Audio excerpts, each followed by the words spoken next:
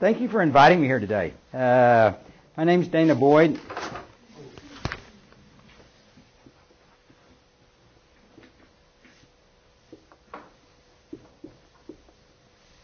Lowercase d, lowercase b.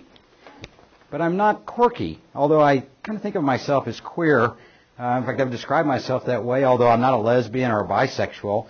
I'm just unusual. And this is not just an unusual thing, though, because I've done research, and it really just irritates me that we capitalize names.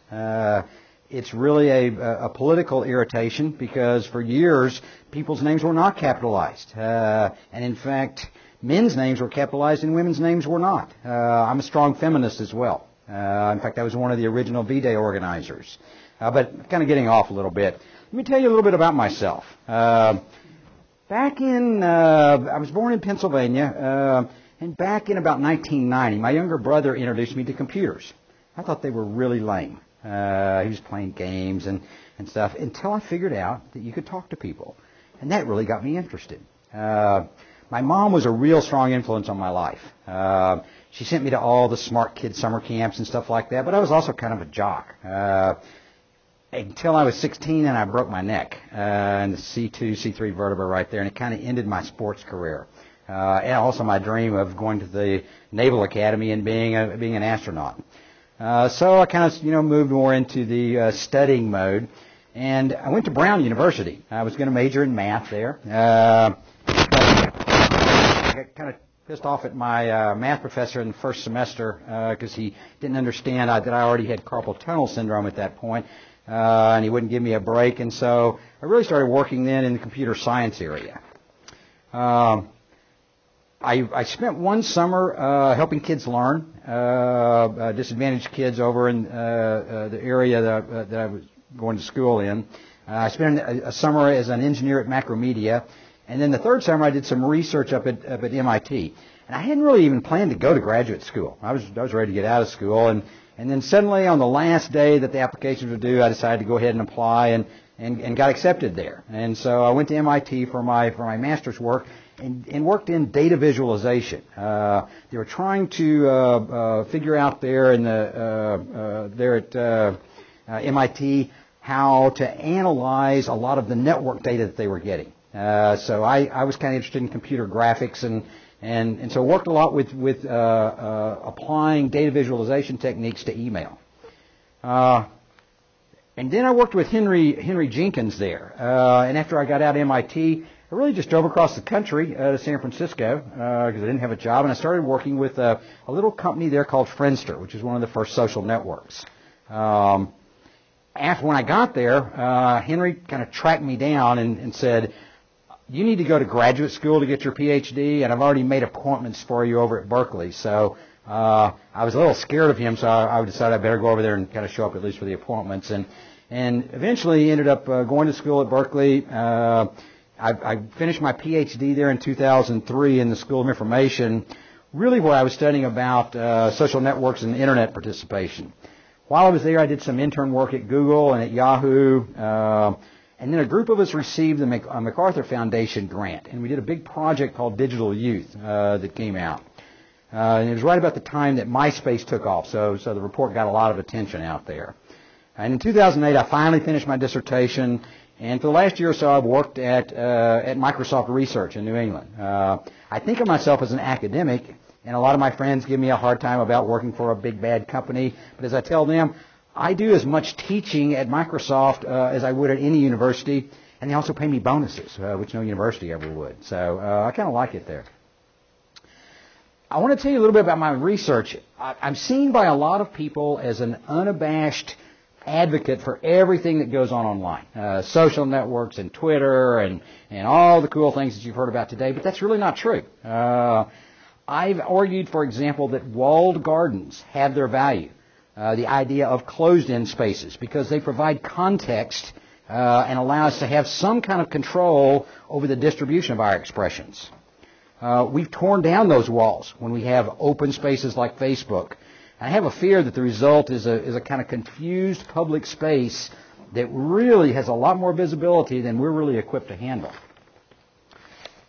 I've argued that transparency the idea to be able to see everything online and to free information from the control of its institutional managers is a poor end of itself because it can destroy the social fabric that makes up for selective disclosure.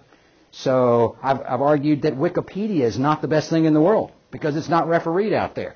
Jimmy Wales, organizer of Wikipedia, took me to task for being a sellout to the Internet world.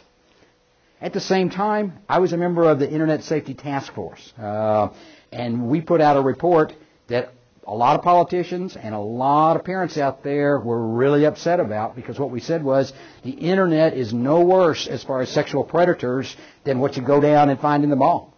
There is the same percentage of sexual predators on the Internet that you find in public life out there. So the Internet access is not a bad thing the way a lot of parents think it is.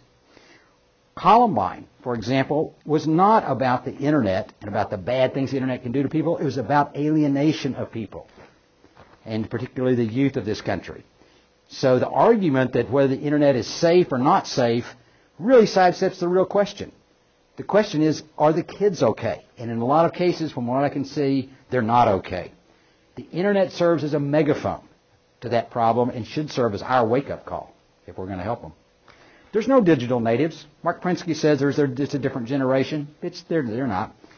Teenagers hang out on Facebook because we've taken away their privacy. We've taken away their malls. Over the years, parenting has become more and more about surveillance. In fact, did you know this? Did you know the term teenager didn't exist until 1941? That was the first time it was used in print. Up until that time, 14-year-olds were young adults, and they were expected to go to work and provide money for the family. But what happened is in the Depression, a lot of adults were out of work.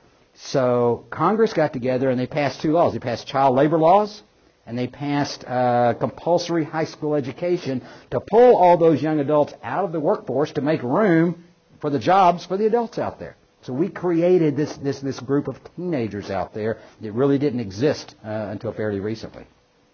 And we've alienated them too and taken away the places that they can hang out together. Social networks, not about networking, they're about socializing. In fact, the single most important factor some research I did with Facebook shows that whether or not a person is going to adopt MySpace or Facebook or one of the social networking sites is whether or not that's the place where their friends hang out. 68% of the people on Facebook, their friends list are the people that they know. They're not strangers out there. They're getting together and hanging out with their friends in a social space. At the same time, social network sites kind of offer three things. If you have worked on a social network site or have a MySpace or Facebook account, you know this. You've got a profile, and that's sort of like your clothes. That's what the public sees out there. You've got a list of friends, which is your audience.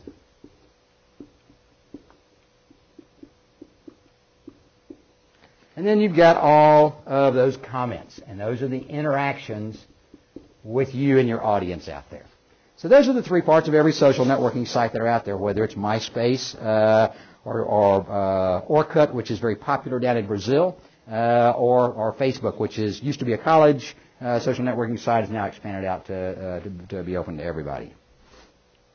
One of the hard parts about social networking, though, from a sociological perspective, and I really think of myself more as a sociologist than a techie, is analyzing what goes on within social network sites, because these friends right here, within social network analysis, it depends on being able to see the strength of ties. And within your friends on MySpace, all the ties kind of look equal. You just got a list of friends there. You got some best friends, but a lot of times those best friend lists, those are dependent upon whether somebody's going to be nice to you at school or not. Or if somebody puts you on their top friends list, you got to kind of put them on your top friends list. So you can't really tell a lot just from a list of friends and from analysis within social networking sites the strength of ties out there. Teens don't view these social networking sites as an alternative world like adults do. They move seamlessly between instant messaging, social networking, blogs, websites out there, cell phones. They use them seamlessly and interchangeably. You take one away, they'll move to the other one. One of my friends, took his son's cell phone away. He immediately, just went to his